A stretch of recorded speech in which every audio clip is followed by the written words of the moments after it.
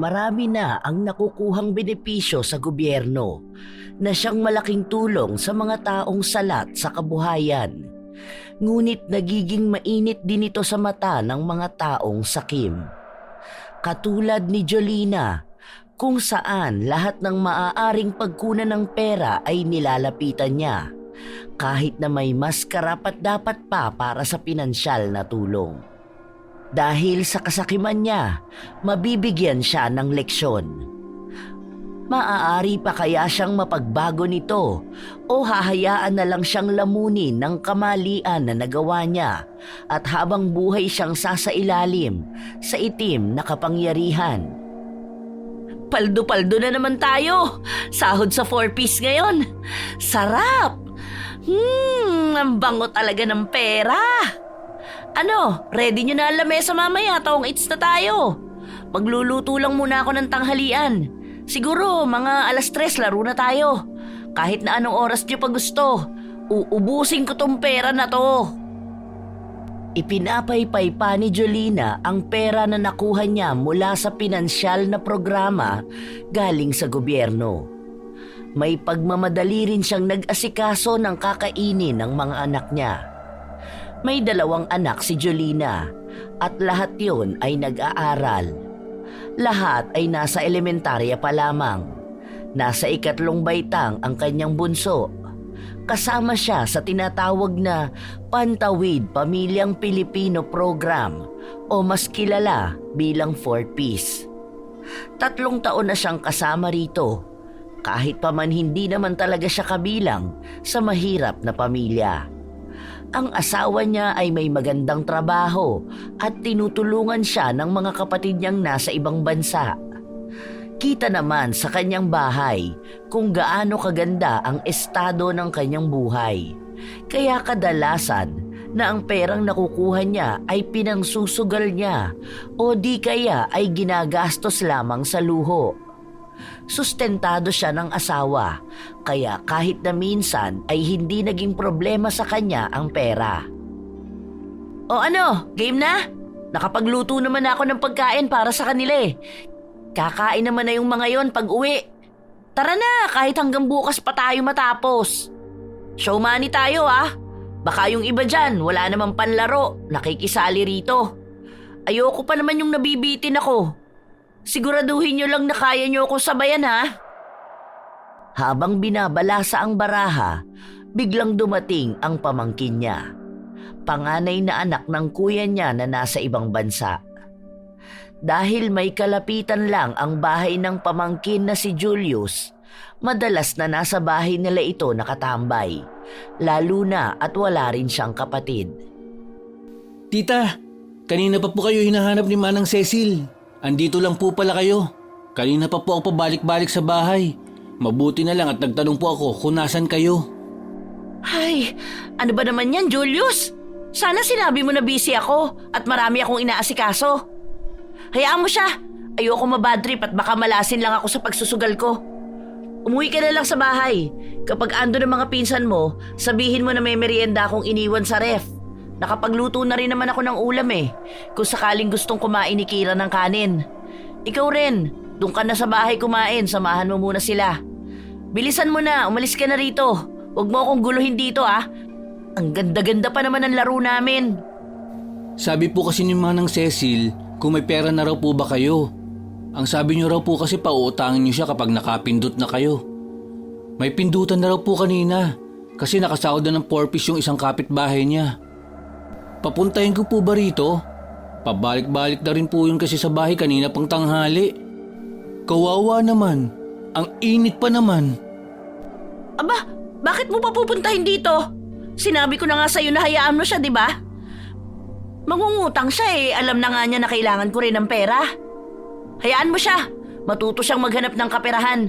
Hindi yung kapag may kailangan siya, lalapit siya sa ibang tao. Kung sana ginagamit niya ang kukote niya, hindi puro bibig at pagpapaawa. Tanga-tanga kasi ng babae na yun eh. Kukupad-kupad sa bigayan ng ayuda. Nung nakaraan nagbibigay ng pera yung tumatakbong konsehal, hindi niya tinanggap. Ang gusto manindigan sa prinsipyo niyang hindi siya nagpapabayad ng boto. O ngayon, mamatay siya sa gutom.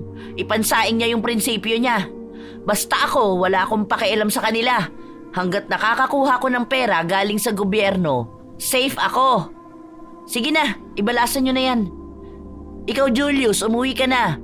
Kapag hinahanap ako ni Cecil, sabihin mo hindi mo alam. Huwag mo ako ituturo dito, ha? Kasi naman tita, naaawa na ako sa kanya. Ipambibili niya raw sana ng pagkain at gamot. Nakausap ko na raw kasi niya tungkol dyan sa utang.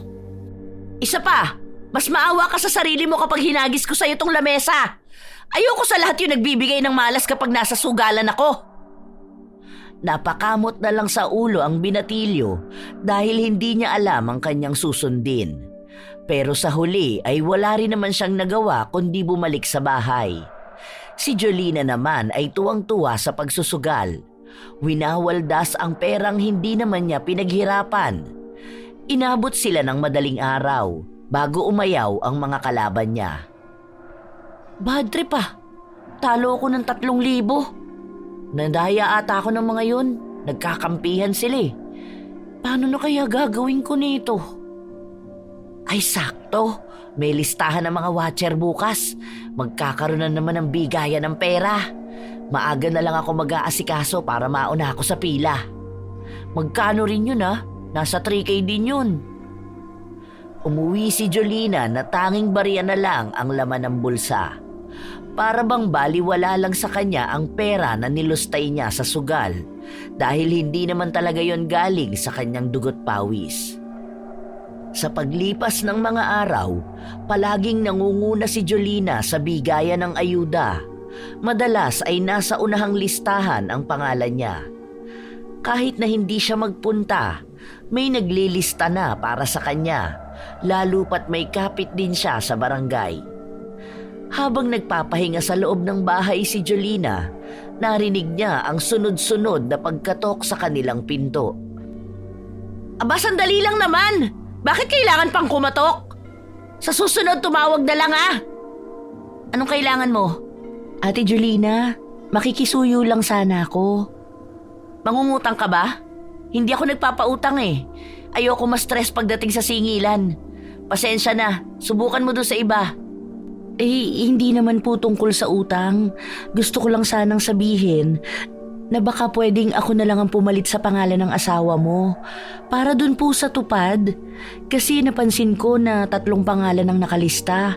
Yung sa'yo, sa asawa mo at sa kapatid mo. Pero wala naman dito yung kapatid mo. At hindi rin naman po magagawa ni Kuya Bong na maglinis kasi po may trabaho siya. Nagbabaka sakali lang po ako kasi kailangan din namin ng pera. Bakit ka ba nakikialam? Sinisilip mo ba ang mga nakukuha ng pamilya namin? Aba, para saan pa? Kasama ka ba doon sa mga inggit na inggit kaya hilig manira ng kapwa? Hindi naman po yun ang ibig kong sabihin. Nagbabaka sakali lang ako. Galing kasi ako sa barangay at may nakapagsabi sa akin na ganun nga ang nasa listahan. Medyo unfair naman sa part namin yun, kahit ito lang po sana. Kasi nasa 4-piece ka naman po eh. May iba pang mga bigayan na kasama ang pangalan ninyo. Hindi! Ayoko ipalis ang pangalan ng kapatid at ng asawa ko doon. Ang galing mo naman! Sino ka ba para pagbigyan ko? Gusto mo lang akong utakan eh. Aba Maria, matanda na ako para lamangan mo pa. Hindi ko nakasalanan kung hindi ka napasama sa listahan dahil siguro hindi ninyo deserve yon. Ang sugapa mo naman kung pati to gusto mo pang alisin sa akin. Mahiya ka naman. Ang punto ko po rito, hindi naman po kasi nakakapaglinis ang asawa nyo. Paano naman po siya pipirma doon? Baka masayang lang din. Kaya nga po ako nagpunta rito para sana maging maayos ang usapan natin. Huwag naman po kayong magalit. Ang ayos ko naman pong humarap sa inyo. Ako na ang bahala doon. Nakakasira ka ng araw, alam mo ba yon? Doon ka na nga. Ayoko nakikipag-usap sa mga ganyan, lalo na sa mga hampas lupa na gaya mo. Ang kitid pa ng utak, hindi makaunawa ng kapwa.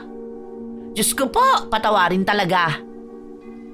Pabalagbag na isinarado ni Jolina ang pinto at bumalik sa kanina niyang pwesto.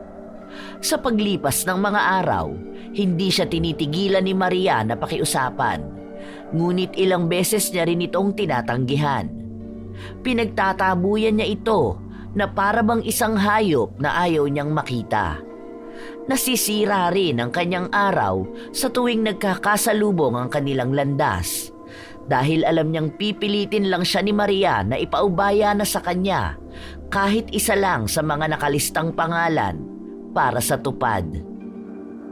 Diba? Sino ba namang hindi maiinis sa kanya? Ang tanga niya kasi. Kung sana nakipila siya ng mas maaga, hindi sana siya ganyan. Hay nako, pinababayaan ko na lang sila. Kahit ang daming naiinggit sa akin, kesyo mas pabor daw sa akin ng mga ganyan dahil kamag-anak ko si Kapitan. Ay ano naman? Kasalanan ko ba na kaming mga kamag-anak ang inuuna? Bakit kasi hindi sila magpapasok ng kamag-anak nila sa gobyerno? Sa bagay, sino ba naman boboto sa mga kamag-anak nila? Katulad lang din naman nilang mga dukha at walang alam. Hay, sumasakit lang ang ulo ko kapag iniisip ko. Pinakalma ng kumari niya si Jolina upang manahimik na ito sa pagsasalita dahil wala naman siyang ibang bukang bibig kundi puro Maria at pagyayabang sa mga ayuda niya. Maging sila ay nagsasaawa na sa kanya, ngunit tinitiis lang nila.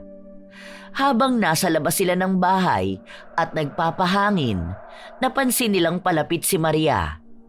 Ilang hakbang pa ang layo niya, pero pinagsisigawan na siya ni Jolina. Ano? Kukulitin mo na naman ba ako? Tama na, please lang. Payout na namin, kaya manahimik ka na dyan sa kakakulit sa akin. Sa susunod kasi agapan mo, hindi yung para kang tood kung gumalaw. Gumamit ka nga ng utak at diskarte, ha? Bakit po kailangan niyo pang sumigaw? Wala naman po akong gagawin. Dadaan lang ako dahil pupunta ako sa tindahan. Sos, nagpapalusot ka pa. Alam ko naman na kukulitin mo na naman ako tungkol dyan sa tupad. Basta sinabi ko na sa'yong wala kang mapapala sa akin. Ang kapal naman ng mukha mo kung sa'yo ko ibibigay yun, kailangan namin ng pera. Kapag dating sa usaping pera, dapat wais ka. Hindi lahat ng tao madadaan mo dyan sa pagpapaawa mo. Makikiraan po muna. Sana tablang ka naman ng hiya, Maria. Hindi na kumibo pa si Maria dahil nakakaramdam siya ng panliliit. Maraming tao rin kasi ang nasa labas dahil naghihintay sila ng parating na ayuda. May mga hawak silang stab na mamaya lang din ay ibibigay nila sa mga opisyal ng barangay na magbibigay ng mga ayuda. Ano ba naman yan? Ang init-init na dito. Ang tagal pa magbigay ng mga yan. Hindi man lang inaayos sa mga trabaho nila. Oh, ayan na pala sila. Hoy, dito muna kayo! Unahin nyo na rito sa bahay ko at gusto ko nang pumasok sa loob. Napakainit dito sa labas. Pawis na ako. Hay, ang lagkit ko na kahit bagong ligo ako.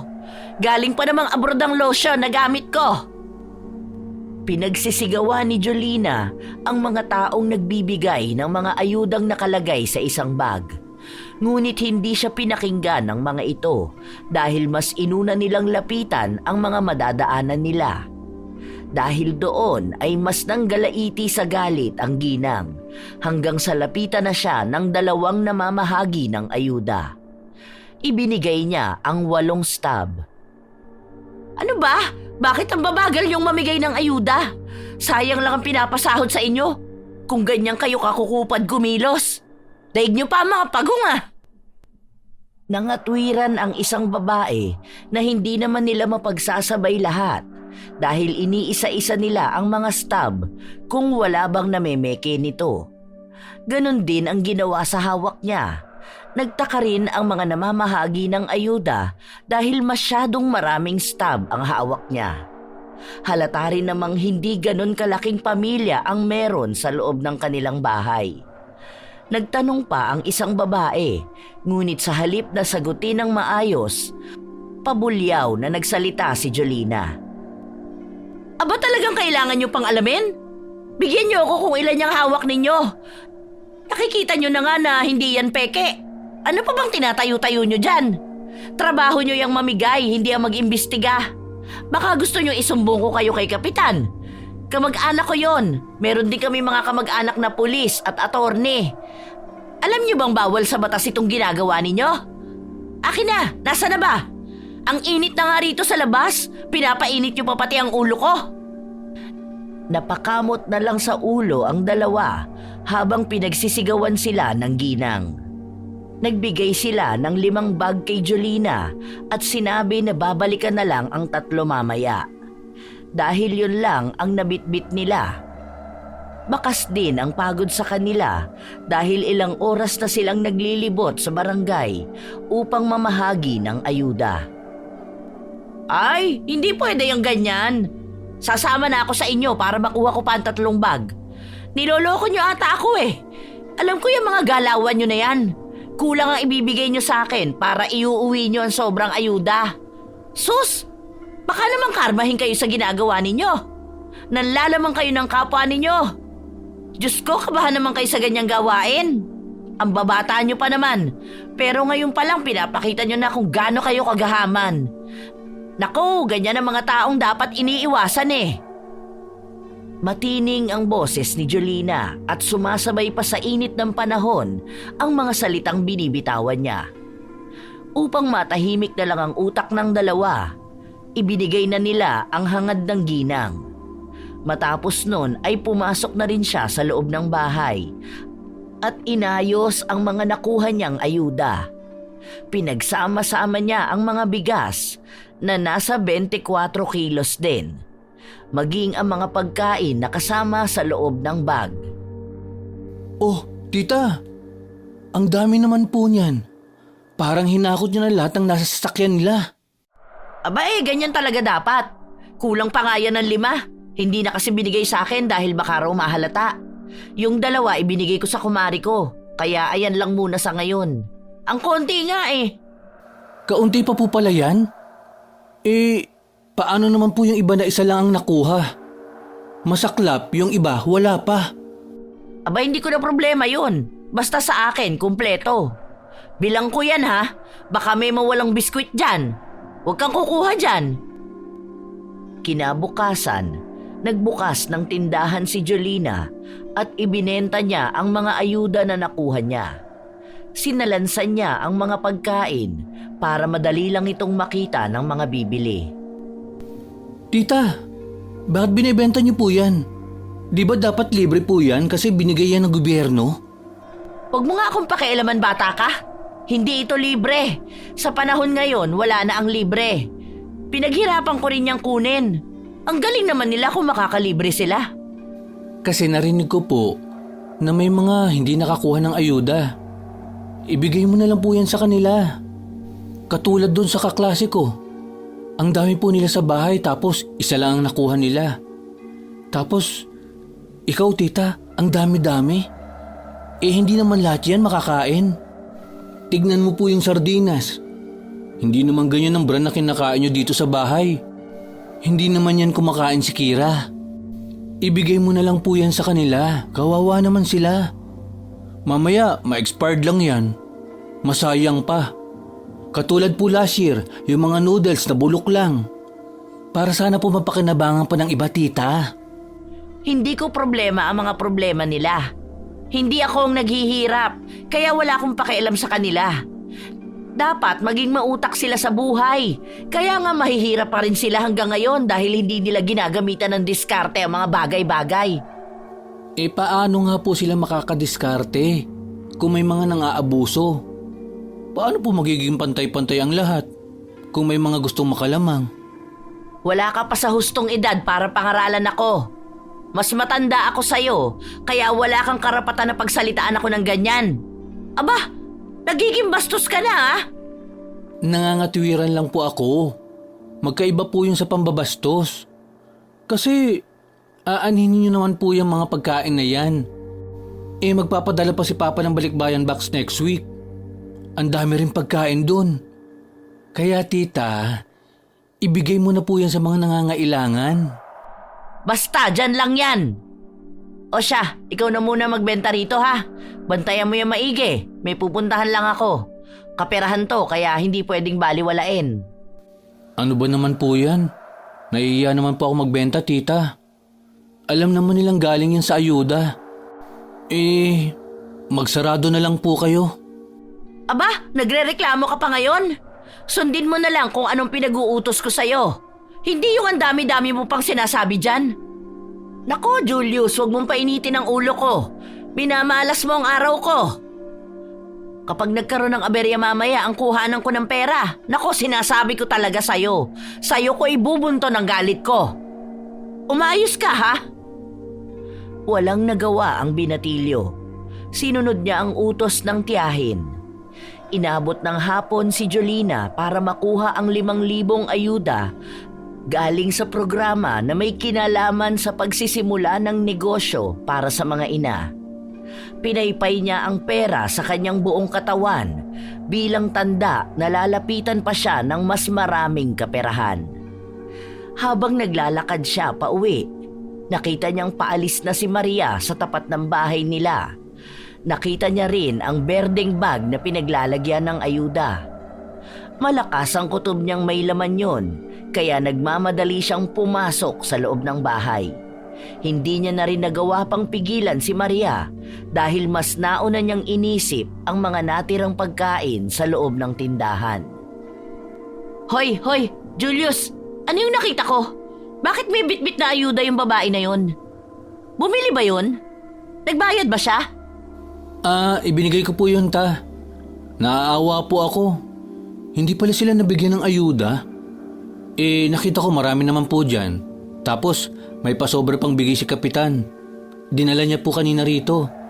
Kaya nagbahagi na lang po ako sa iba. Isa lang naman po yun. Hindi naman siguro malaking kawalan para sa inyo. Libre niyo lang din naman po nakuha yan. Ang tanga mo talaga! Nilulugi mo ang negosyo ko eh! Hala sige, kunin mo yung binigay mo sa babae na yon.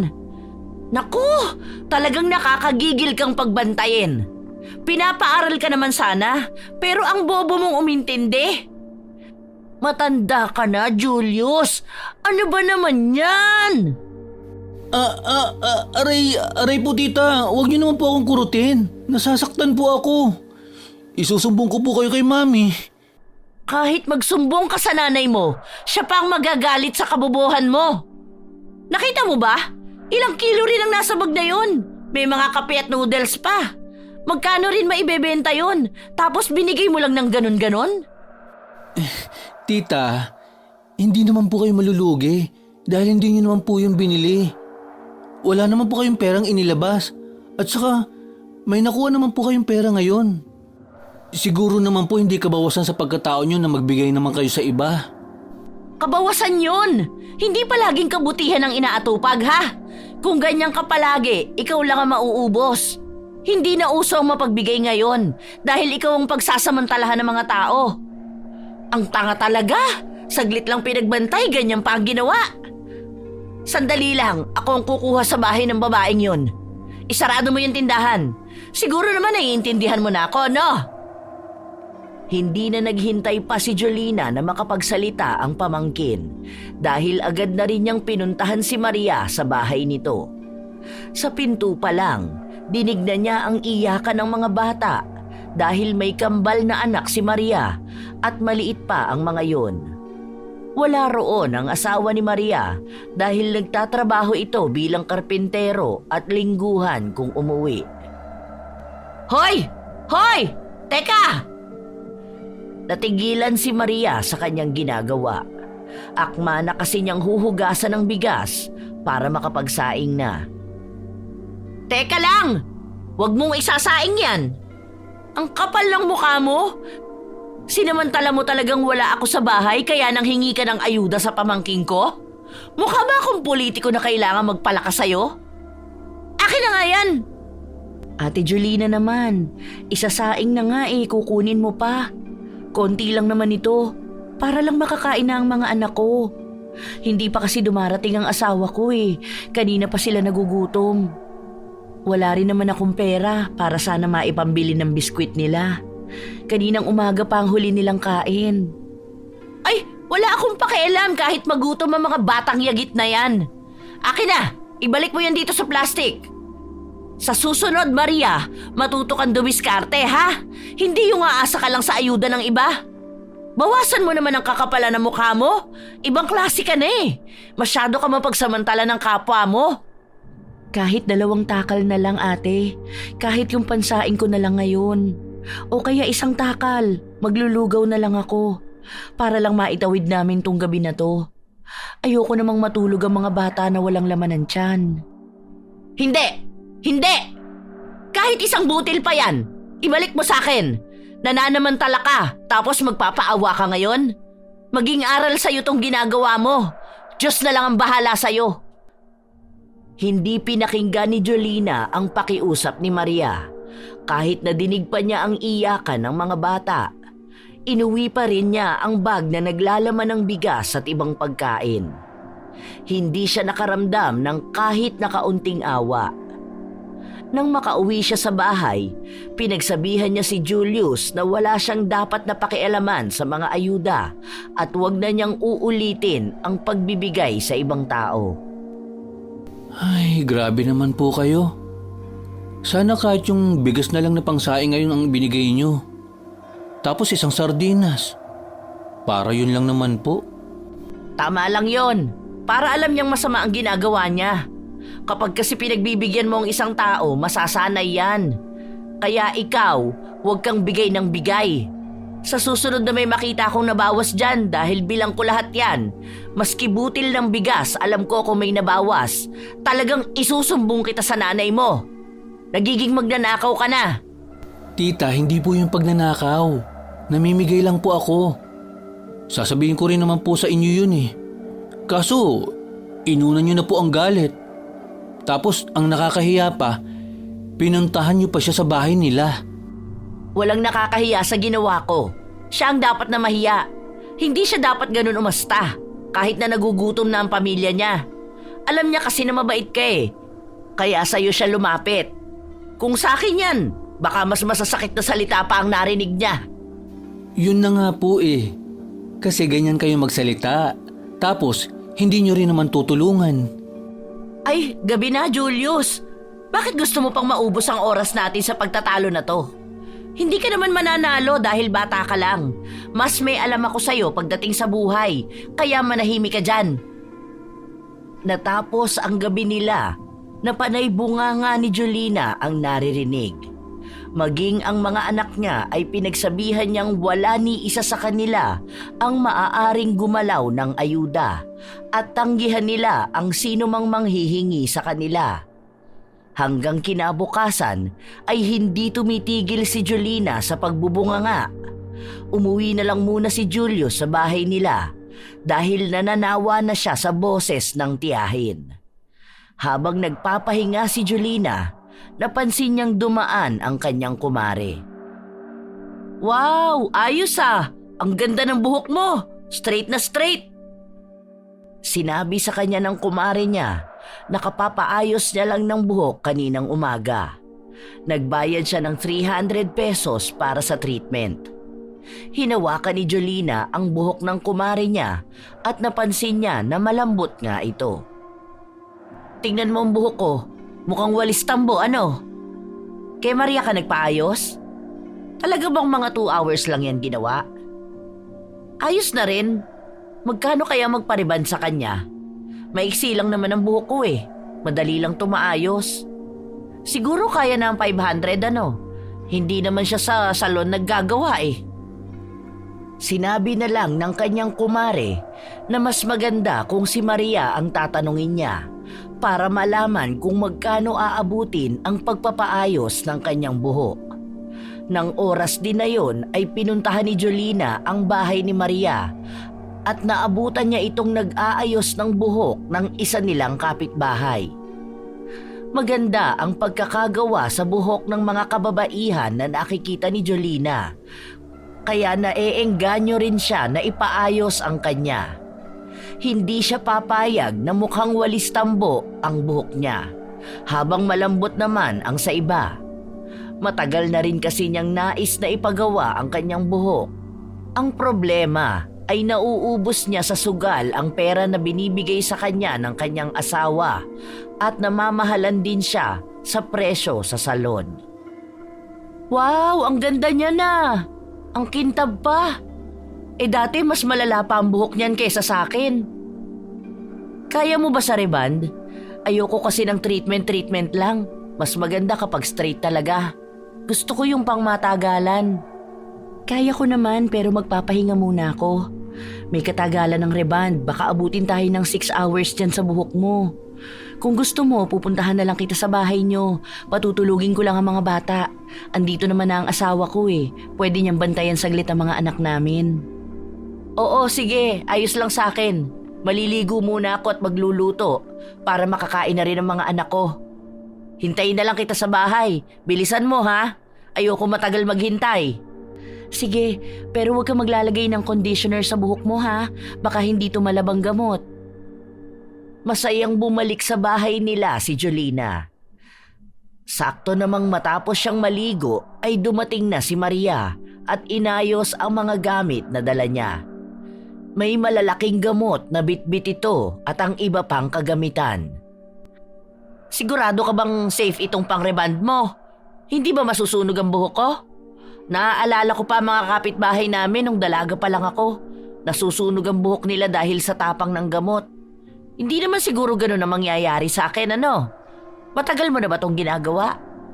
Nagtrabaho ako noon sa isang salon, kaya alam ko to. Halos 5 taon din ako sa trabaho ko na yun. Ngayon na lang ulit ako nakapag-reband dahil wala akong gamit. Sakto, kanina dumating ang asawa ko, binigay daw ng amo niya yung mga blower at plancha, tapos iba pang mga gamot. May-ari kasi yun ng salon. Kaso balak na raw isarado. Yung dating salon nila ang inaayos ng asawa ko, gagawin na lang siyang coffee shop. Mabuti nga sa akin binigay ito eh. Paano yung kasama raw ng asawa ko, wala pa naman daw nobya. Kaya hindi niya alam kung sinong gagamit. Malaking tulong din ito sa akin para may pandagdag kabuhayan. Aba ayos, libre lang pala ang puhunan mo dyan. Tapos nagpapabayad ka sa iba? Grabe naman yun. Hindi ba dapat libre na lang din? Kasi bigay lang naman sa'yo yan. Hindi naman po kasi libre ang effort kasi nakakangawit din ang magplantsa at dapat eksperto din sa paghawak ng buhok para hindi maluto at masunog. Kaya hindi lang naman sa gamit nakadepende ang binabayaran ninyo. Kaya mura lang din po ang singil ko, parang pambayad lang din sa akin mismo. Para namang sinusumbat mo sa akin kung mapapagod ka. Trabaho mo yan, malamang. Ang sakin lang, kapag libre mo naman nakuha ang mga gamit mo, sana huwag kang maging gahaman magpresyo ng pagpapaayos ng buhok. Sige, okay na siguro ang 300 para sa reband. Ang nipis lang nitong buhok ko, tapos hanggang balikat lang. Hindi ka naman nalugi dyan, no? Wala ka namang babayaran na pwesto, hindi katulad sa mga salon.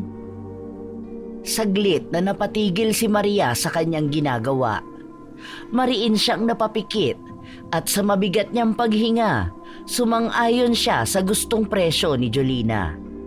Alam niya kasi na kahit makipagtalo siya, hindi pa rin siya magwawagi.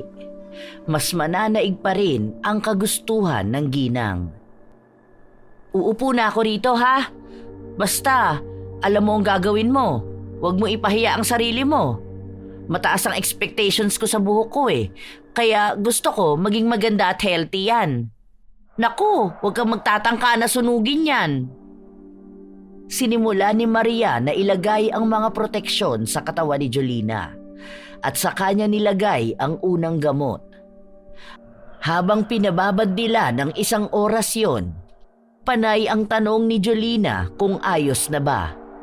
Dahil natatakot siya na masobrahan ang pagbabad sa kanyang buhok.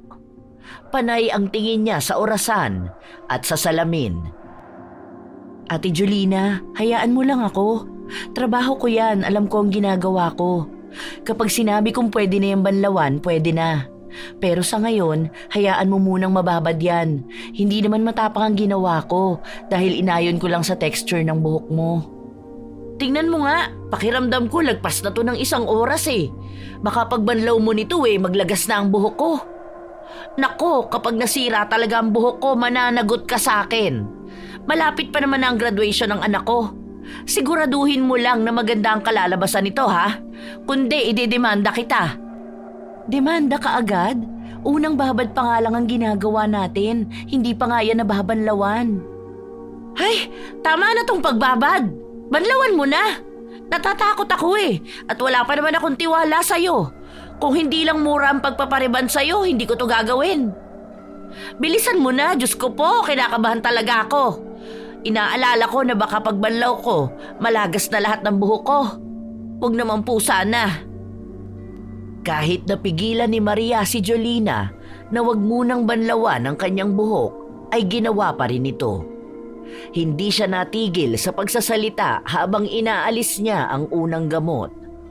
Tanging buntong hininga lang ang nagawa ni Maria at tinulungan ng ginang na banlawan ang kanyang buhok. Mabuti naman at may buhok pa ako. Siguro kung nagtagal pa ng ilang minuto, doon na nalagas lahat. Hindi ka naman siguro gumaganti sa akin, ano? Bakit naman po ako gaganti? Hindi pa nga po maayos ang pagkakababad niyan. Hilaw pa ang buhok mo, pero wala na akong magagawa kasi nabanlawan mo na. Hindi ko naman pwedeng ulitin ang paglalagay ng gamot dahil baka doon na masunog yan. Ay oo, wag na. Okay na yan. Basta wag lang masira. Mas mahirap namang makalbo ako. Sige po, umusog kayo rito, hindi umaabot ang plancha. Oh, dahan-dahanin mo ang pagpaplantsa mo sa akin ha? Baka mamaya mapaso mo ang anit ko. Ang tenga ko, tingnan mo maayos ba ang nakatabing? Double check mo muna, huwag kang basta lang gumalaw dyan. Siguraduhin mo munang safe ang kliyente mo. Siguro kung nasa salon ka, baka nawalan ka na ng trabaho dahil sa dami ng reklamo sa'yo. Alam ko po ang ginagawa ko. Ilang taon ko itong trabaho. Hindi ko naman nakakalimutan to.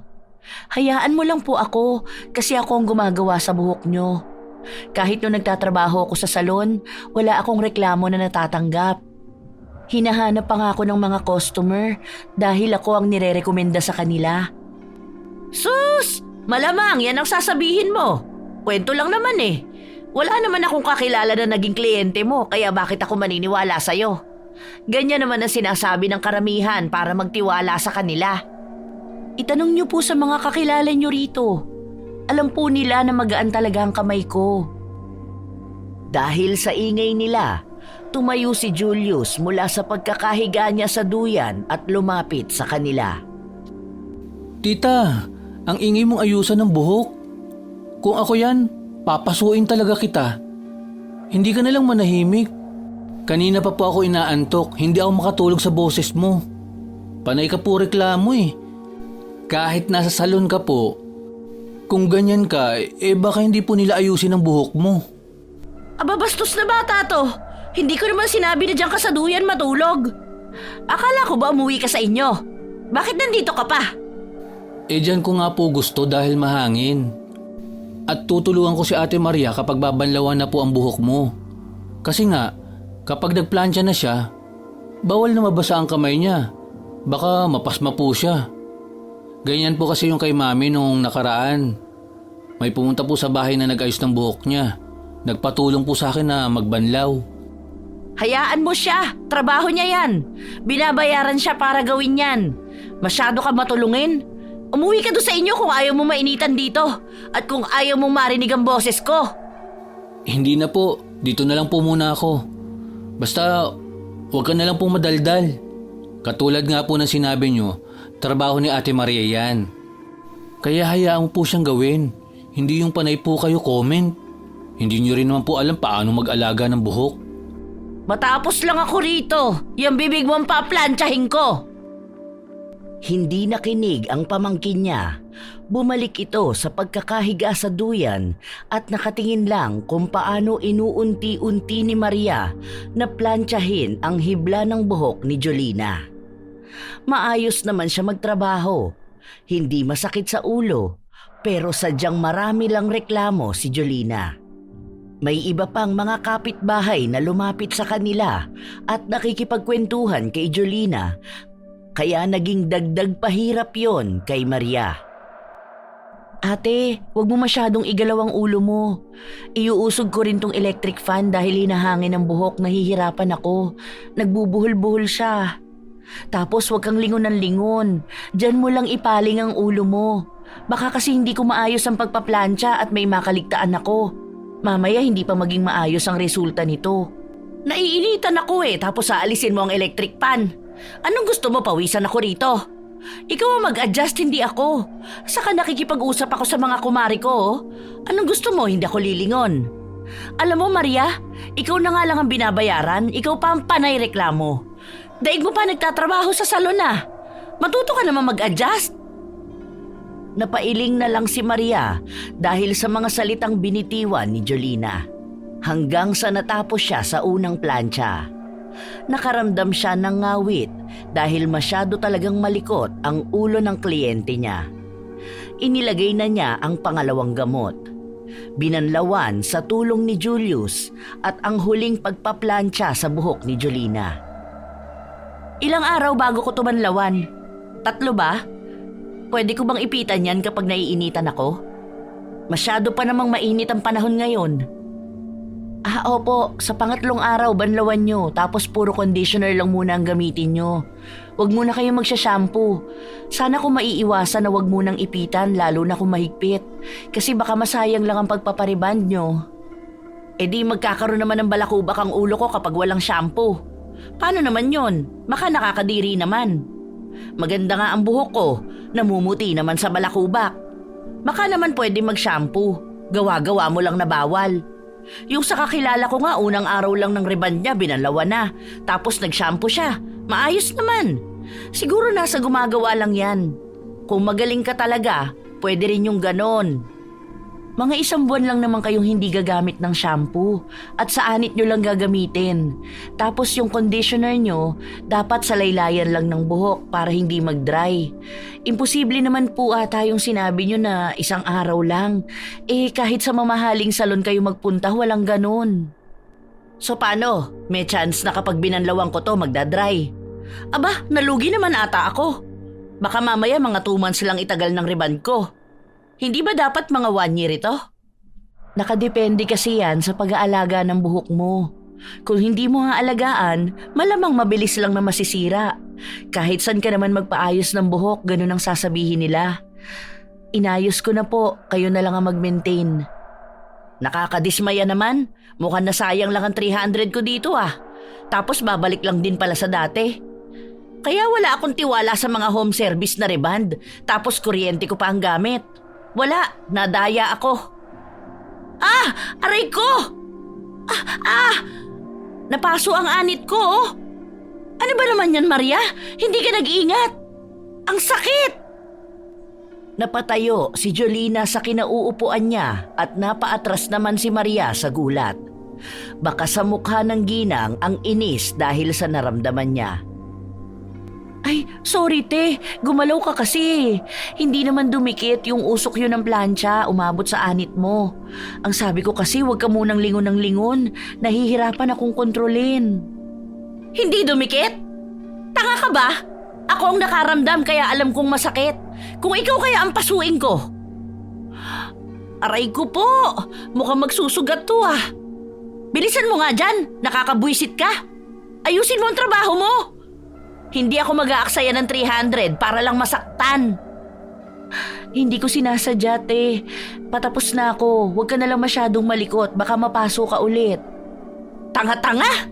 Nakakainis! Kinapa ni Jolina ang napaso niyang anit.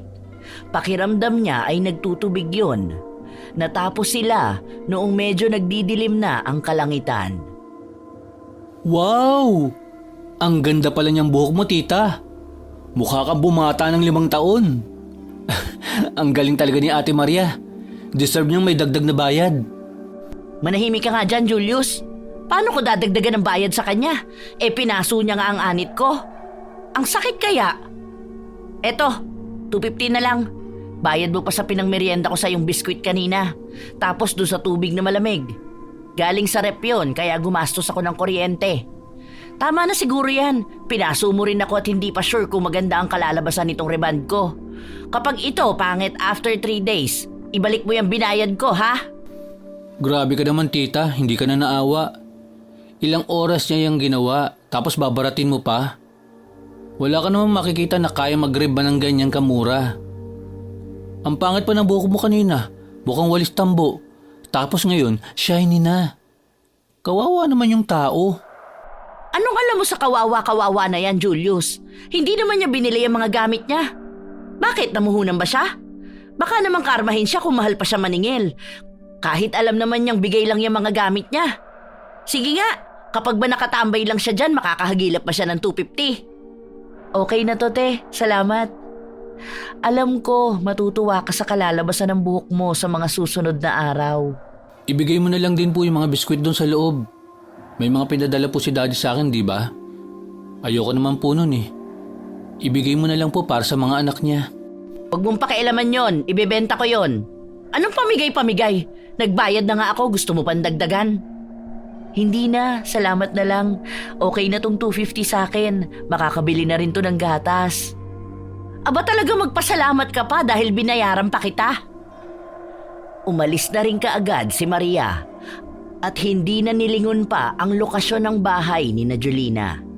Si Julius ay kanina pa nagsasabi sa kanyang tiyahin na sana ay naawa naman siya sa ginawa niya kay Maria. Ngunit pinagalitan lang siya at sinabi na masyado pa siyang bata kaya hindi niya pa alam ang mga nangyayari sa paligid. Hindi makakabuti sa kanya kapag palagi siyang mabait. Masasamantala lang ng mga taong katulad ni Maria ang kabutihan niya. Kinabukasan, walang nagbago sa sakit ng anit ni Julina. Halika nga rito, Julius. Tingnan mo nga tong ulo ko. Nagtutubig ano? Ang sakit eh. Opo. May butlig-butlig siya at may lumalabas na tubig. Ang baho naman ng ulo mo, tita. Kadiri. Ang arte nito? Baka amoy lang yun ng gamot kahapon. Hindi naman yung amoy ang pinapatingnan ko. Kung malala ba ang sugat? Hindi naman po amoy gamot yung baho. Amoy sugat po na hindi ko po maintindihan. Nakakasuka po. Agad na umiwas si Julius para kahit na paano ay makalayo sa naaamoy niya. Ang tiyahin naman niya ay nagalit sa kanya. Ang sakit talaga ng anit ko. Buwisit naman talaga oh. Sabi ko na nga ba napaso ni Maria ang anit ko tapos ang sasabihin niya na usok lang? Magkakaganito ba to kung usok lang? Kaya dapat talaga hindi ko na siya binayaran eh. Ang laki ng perwisyo na nagawa niya sa akin. Kumuha ka nga ng gamot doon at lagyan mo tong ulo ko. Ayoko po. Ang baho niyan. Umaalingasaw po eh. Baka masukahan ko lang po ang ulo niyo. Huwag ka mag-inerti dyan. Ano, bakla ka ba, ha? Kumuha ka na doon, ang aga-aga pinapainit mo ulo ko. Hindi na nakatanggi pa si Julius. Sinunod niya ang utos ng kanyang tiyahin. Kumuha siya ng kapsulang gamot at ibinuhos niya ang laman nun sa nagtutubig na sugat sa ulo ng tiyahin.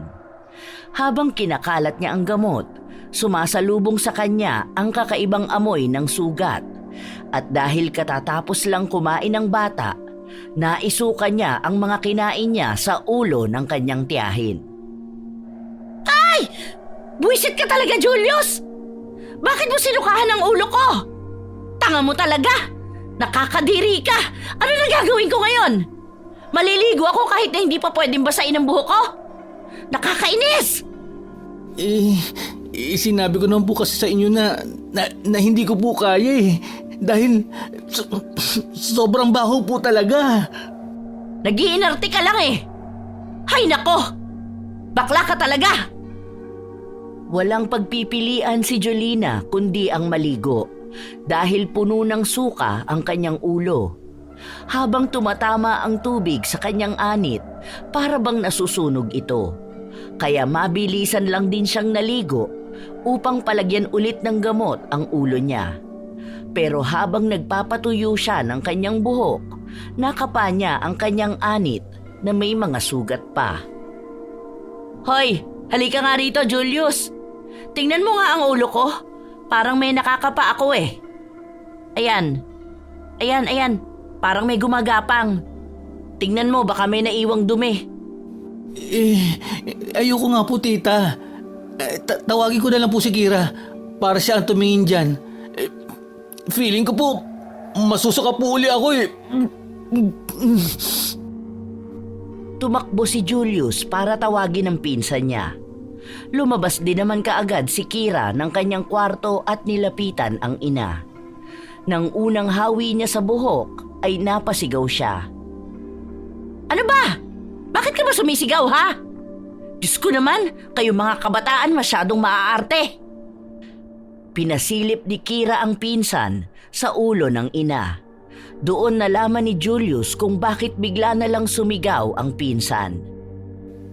Yak! Ano yan, tita? May uod na lumalabas sa ulo mo. Maliliit lang siya as in. Nakakadiri naman yan. Ano bang pinagsasasabi mong bata ka? Bakit naman uuuri ng ulo ko? Baka sasuka mo yan kanina. Tanggalin mo nga. Sinubukan ng dalawa na tanggalin ang maliliit na uod.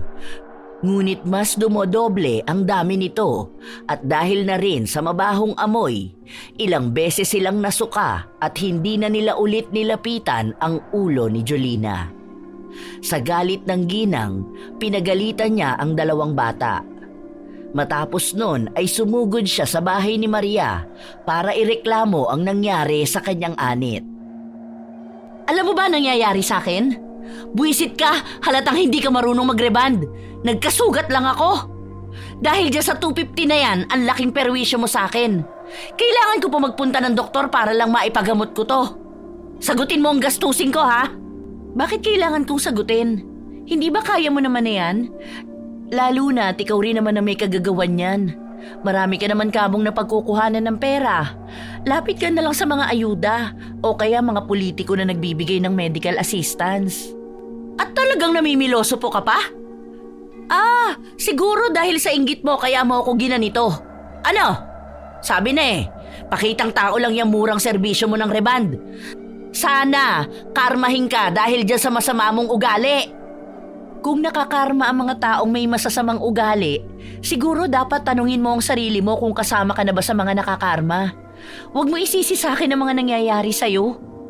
Sige, maging masaya ka ngayon dahil sinasabi ko sa'yo, sa oras na maging maayos ako, gagantihan kita. Sa'yo na yan 250 na bayad ko para sa buhok kong sinira mo. Animal ka talaga! Galit na bumalik si Jolina sa kanilang bahay. May mga kakilala siyang nasasalubong pero nilalayuan siya dahil may mga likidong tumutulo galing sa kanyang ulo.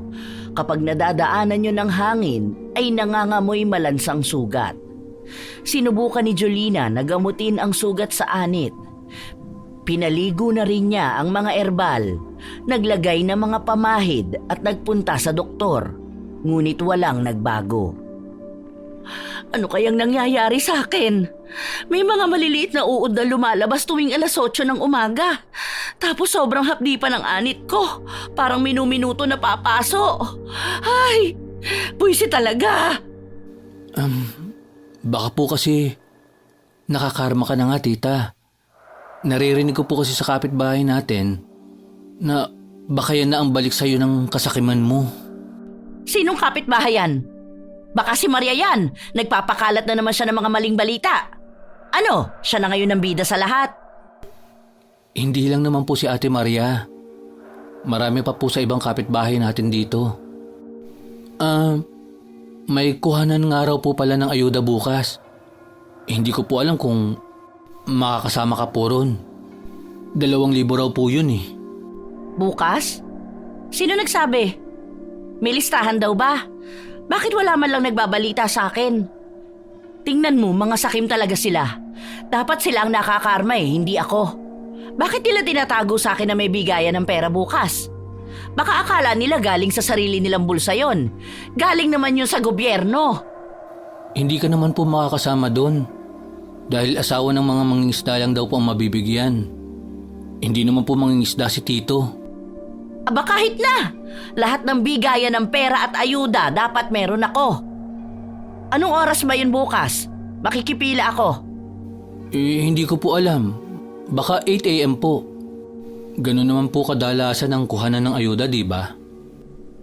Tinandaan ni Jolina ang sinabi ng kanyang pamangkin. Kaya kinabukasan ay maaga siyang nagising at nag-ayos. Nagsuot na lang siya ng pantakip sa kanyang ulo para hindi makita ng iba ang sugat niya. May bitbit din siyang bimpo na ipamumunas niya sa kanyang ulo kung sakali man na may tumulong likido. Pagpunta ni Jolina sa court, may iilang mga tao na ang naroon. Nakikipila sila sa listahan. Ayan, magkakapit-bahay lang tayo pero hindi nyo man lang ako sinabihan. Bakit nyo sinosolo ang bigayan na to? Mga timawa kayo sa pera, no? Baka akala nyo hindi ko to malalaman. Nagsabi ang kapitbahay niya na hindi rin naman nila inaasahan na magkakaroon ng ayuda dahil may nagbahay-bahay lang noong nakaraan at nagtanong ng mga mangingisda. Nagpalista lang sila. Inirapan lang ni Jolina ang mga kakilala niyang nagsasalita at nagpunta siya sa isang lamesa kung saan naroon ang listahan ng mabibigyan ng pera. Bakit wala ang pangalan ko rito? Hindi pwede yon. Unfair to para sa akin. Nagtanong ang babae kung mangingisda ba ang asawa niya at sinabi ni Jolina na nung 1 linggo lang galing sa laot ang asawa niya, ngunit ngayon ay may ibang pinagkakaabalahan. May hinanap na mga papel ang babae, katulad ng ID o pangalan ng bangka na sinasampahan ng asawa niya. Ngunit walang maibigay si Jolina. Kaya pinatabi muna siya sa isang gilid dahil nahaharangan niya ang pila na hindi umuusad. Hindi patas tong ginagawa ninyo. Hindi makatarungan na basta nyo na lang ako paaalisin dahil lang hindi ko maibigay ang hinahanap ninyo. Hindi nyo naman pera yung ipamimigay ah. Pera ng gobyerno yan. Kaya bilang isang mamamayang Pilipino na may kapangyarihan ng boto, dapat pinapriority nyo ako. Hindi ako aalis dito hanggat hindi nyo nililista ang pangalan ko. Ipinaliwanag ng babae na kailangan nilang unahin ang mga nasa listahan dahil baka kapusin sila ng budget at hindi mabigyan ang iba. Mas lalo itong ikinagalit ni Jolina kaya kinuha niya ang papel at pinagpupunit ito. Kung hindi nyo ako mabibigyan, wala dito sa atin ang makakakuha ng ayuda. Nanlalamang kayo ng tao ah. Alam nyo sa mata ng Diyos, hindi maganda yung ginagawa ninyo. Pera ang sinasamba ninyo. Nagalit ang ibang mga nakapila dahil sa iskandalo na ginawa ni Jolina. Dahil sa halip daw na mapabilis lang ang proseso ng ayuda, pinatagal niya pa dahil lang sa pagpupumilit niyang makakuha siya. May mga kakilala siya na nagsabi sa kanya na marami na rin naman siyang nakuhang ayuda at kasali siya sa ibang benepisyo ng gobyerno na dapat ay para lamang sa mahihirap. Huwag kang makialam dito ha! Hindi naman sa'yo kumukuha ng pera para mag-comment ka ng ganyan sa akin. Hindi matutuloy ang bigayan ng ayuda kung hindi ninyo ako bibigyan. Sa inis ng isang babae ay itinulak niya si Jolina. Dahilan upang matumba ito at matanggal ang tabing na nasa ulo niya. Agad namang umihip ang malamig na hangin na siyang naging dahilan upang maamoy nila ang masangsang na amoy galing sa ulo ni Jolina. Ang OA niyo ah! Bakit? Nababahuan ba kayo sa akin? Ganyan lang ang baho ng mga ugali ninyo. Mas nakakadiri pa nga kayo. Ang gaganid ninyo pagdating sa pera ng gobyerno. Gusto nyo, sa inyo lang napupunta. Napasigaw ang isang babae matapos niyang makita ang mga uod na gumagapang sa ulo ni Jolina. Dahil doon ay napilitan ng mga opisyales na palabasin siya sa court. Kahit na anong pagwawala niya, hindi siya pinahihintulutan na makapasok sa loob at makapanggulo pa. Simula nang nangyari yon, naging tampulan na rin ng tsismis si Jolina. Naaapektuhan na ang pamilya nila, lalo na ang mga anak niya. Bakit hindi ka papasok? Ano gusto mong gawin? Maging tambay na lang habang buhay?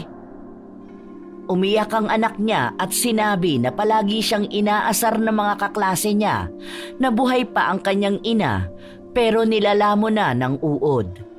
Maging ang bunso niyang anak ay hindi na rin lumalabas ng bahay dahil naririnig niya lang palagi ang usapan tungkol sa kanyang ina. Habang lumilipas ang mga araw at ilang linggo, nanatiling ganoon ang kalagayan ni Jolina, bumababa na rin ang kanyang timbang. Nawawala ng paunti-unti ang kabuhayan nila at kahit ang mga ayuda na dati ay palagi niyang inaabangan ay wala na. Nararanasan na niya ngayon ang buhay ng mga taong sinasabi niyang wala siyang pakialam. Ang problema ng iba ay siya ng problema niya ngayon. Tita, may nakuha po akong ayuda. Ito po isa. Ito yung utos sa akin ni Tito. May nagbigay raw ng isang stub sa inyo. Buwisit talaga? Sinasamantala ng mga walang hiya ang kalagayan ko. Bakit pa kasi nagkaganito ang buhok ko? Sa halip na maging maganda, naglalagas na ngayon. Nakakalbo na ako.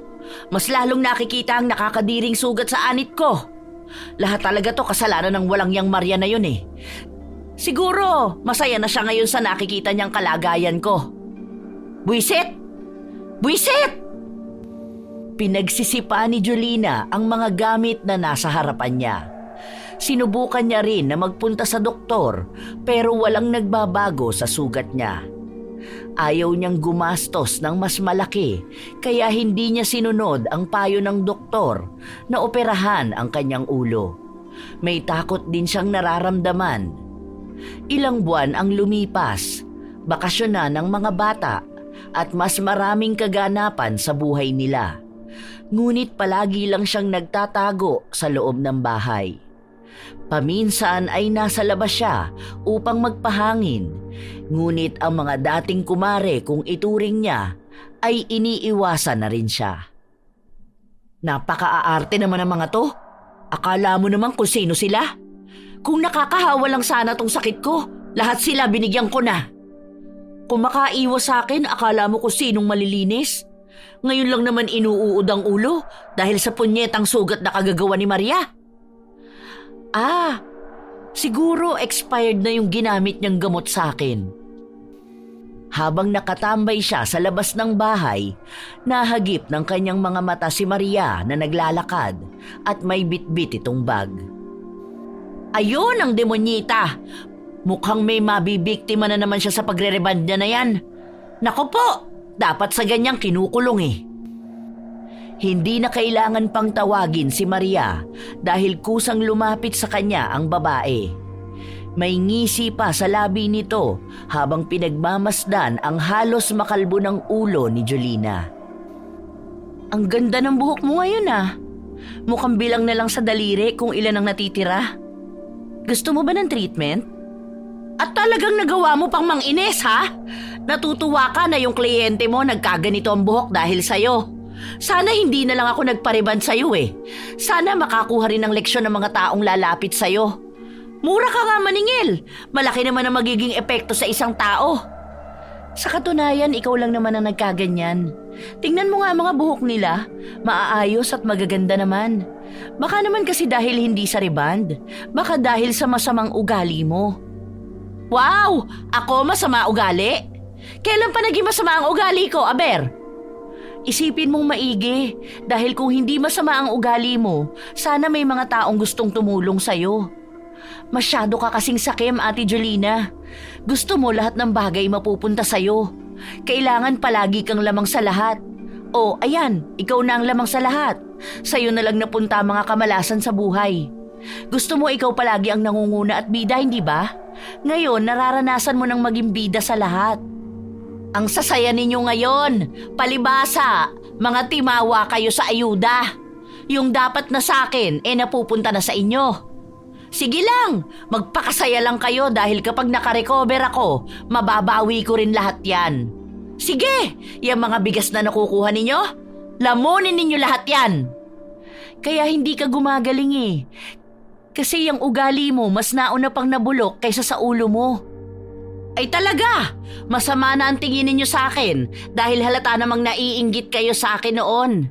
Kasi mas marami akong ayuda kaysa sa inyo. Kasalanan ko bang mas maagap ako kaysa sa inyo, ha? Siguro hindi sapat yung nararanasan mo para ma-realize mo ang mga bagay-bagay.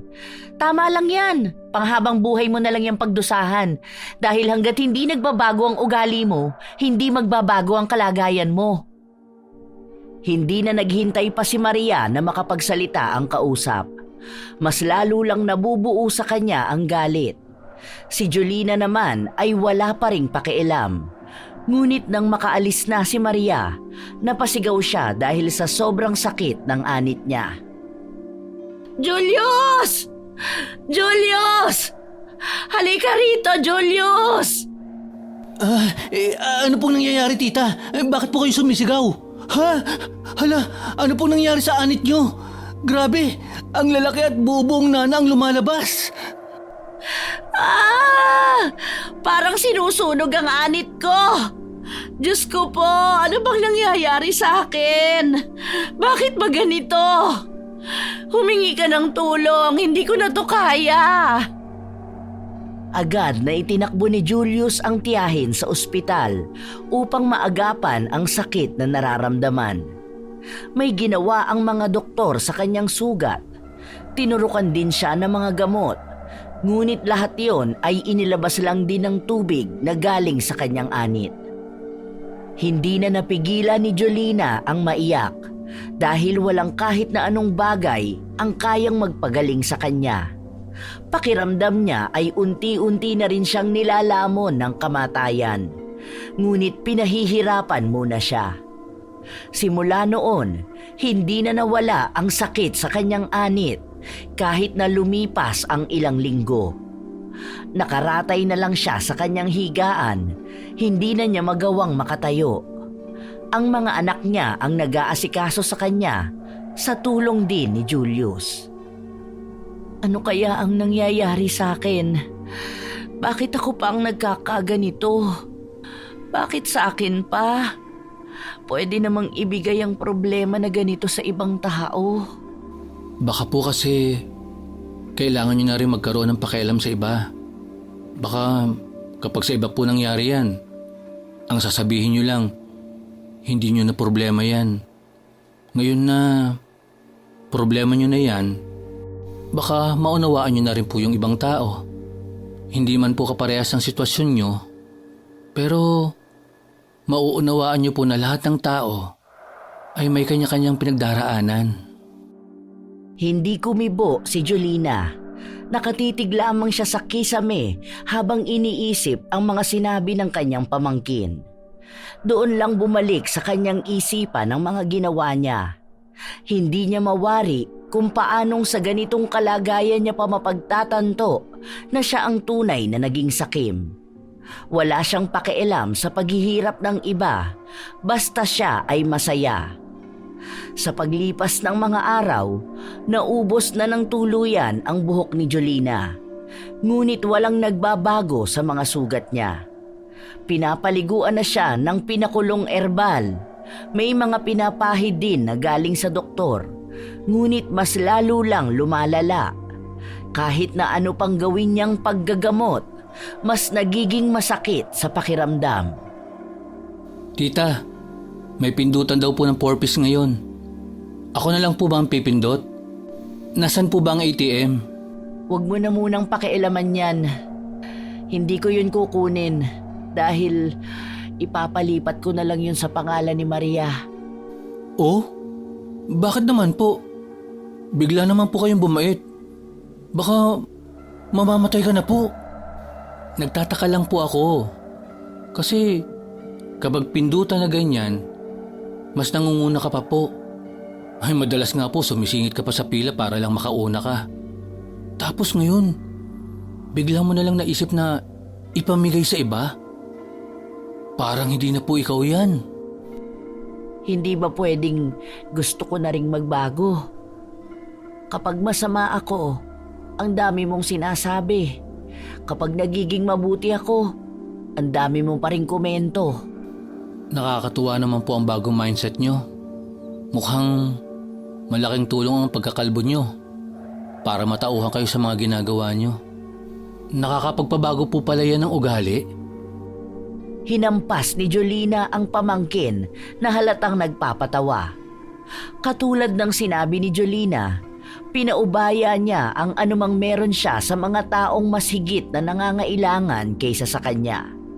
Sa katunayan ay hindi niya alam kung bakit nga ba gano'n na lang din biglang nagbago ang kanyang isipan. Ang alam niya lang ay bigla siya nagising isang araw sa isang bangungot at ang tanging paraan upang maalis sa kadiliman na yon ay ang sundan ang liwanag. Ngunit hindi niya masusundan ang liwanag kung kapit siya ng kasakiman ng kanyang ugali. Habang unti-unting nagbabago ang ugali ni Jolina, parang napapansin niya na unti-unti na ring nagbabago ang kalagayan ng kanyang ulo. Tinanggap na niyang hindi na siya gagaling, kaya laking gulat niya nang isang araw ay bigla na lang tumigil ang pagtulo ng mabahong nana mula sa kanyang anit. Para nga pong natutuyo na ang sugat niyo.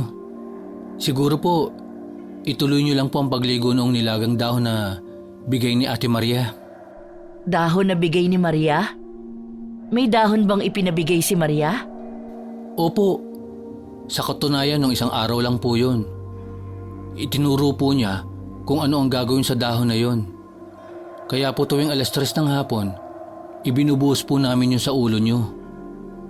Feeling ko po, yun ang malaking tulong sa inyo para matuyo ang sugat.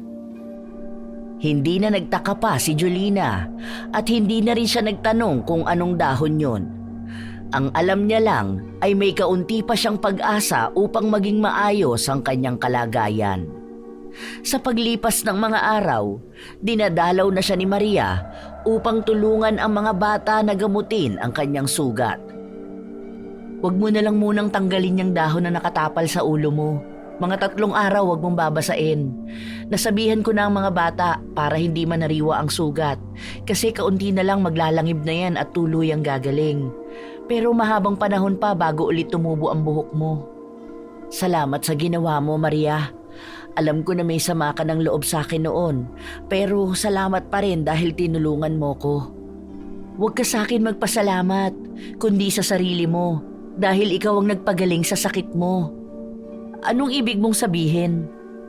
Ang pagbabago mo ang tumulong sa'yo. Sana lang ay panindigan mo na yan. Huwag ka nang bumalik sa pagiging makasarili at sakim na tao. Gawin mong isang malaking aral ang anumang nangyayari sa'yo ngayon kung ayaw mong bumalik sa ganyang pagkalugmok. Tinanggap ni Jolina ang mga salitang binitawan ni Maria. Alam niya rin sa kanyang sarili na malaki ang pagbabago niya. Lalo na at sa mga naranasan at naramdaman niya, may panibagong pinto na nagbukas upang mas makilala niya ang bago niyang sarili. Sa paglipas ng mga linggo, buwan at taon, tuluyang naghilom ang sugat ni Jolina at naging maayos na ang kanyang buhay. Malaki ang naging pasalamat niya kay Maria na siyang tumulong din sa kanya. Tita, may 3 stab na bigay sa akin si Kapitan. Iyo daw po itong lahat. Basta, inabot niya sa akin ito eh. Tingin nga ako. Kanino tong 2? Ay, kinamang Raul pala to eh. Bakit dito binigay sa akin? Sige, dalhin mo yan sa kanila. Sabihin mo na lang na baka namali ng bigay si Kapitan. Kawawa naman ang mga yun. Ilang pamilya sila sa bahay nila, tapos ibibigay lang sa iba ang para sa kanila. Hindi ka agad kumilos si Julius. Nakatingin lang siya sa kanyang tiyahin. Oh, bakit ganyan ka tumingin sa akin? Anong meron? May mali ba sa mukha ko? Bakit po binibigay mo nitong ganito? Totoo po ba na nagbabago na kayo, tita? Kasi po dati, halos makipagpatayan kayo para lang dito. Tapos ngayon, kayo na po ang kusang nagbabalik sa kanila. Ikaw talagang bata ka. Matagal na akong nagbago. Hindi naman yan magiging kabawasan sa akin. Kung para sa akin, simpleng bagay lang yan. Alam kong sa iba malaking tulong yan. Sige na at baka mabatukan pa kita. Nagtawanan ang magtiyahin matapos yung sabihin ni Jolina. Umalis na rin naman kaagad si Julius upang sundin ang utos ng tiyahin. Hay, napakagaan naman sa pakiramdam nito. Hindi ko alam na ganito pala kagaan sa dibdib kapag alam mong may nagbabago sa sarili mo. Alam kong marami pa akong dapat na malaman tungkol sa sarili ko at sa buhay ko. Ang mahalaga ngayon ay nagkakaroon na rin ako ng pakialam sa kapwa ko. Walang mas hihigit pa sa tuwang nararamdaman ni Jolina. Dahil sa pagbabago niya, nagkaroon na rin siya ng mga kaibigan sa kanilang lugar. Isa na siya sa tumutulong sa mga kabarangay niya at kalaban na siya ng mga taong sakim. Sa huli ay naging magkaibigan din sila ni Maria dahil nang humaba na ulit ang buhok ni Jolina, natuloy na rin ang pagpapaganda rito. Inisip na lang ng ginang na ang mga nangyari sa kanya ay maaaring isang pagsubok sa buhay niya upang imulat siya sa isang bagong pananaw na makakatulong sa kanyang sarili at komunidad. Na ang pagiging sakim at gahaman ni minsan ay hindi magbibigay ng pangmatagalang ginhawa. Maluwag sa kanyang kalooban na tinanggap ang pagtatantong mas masaya pa ring maging patas sa mundong walang nakatataas.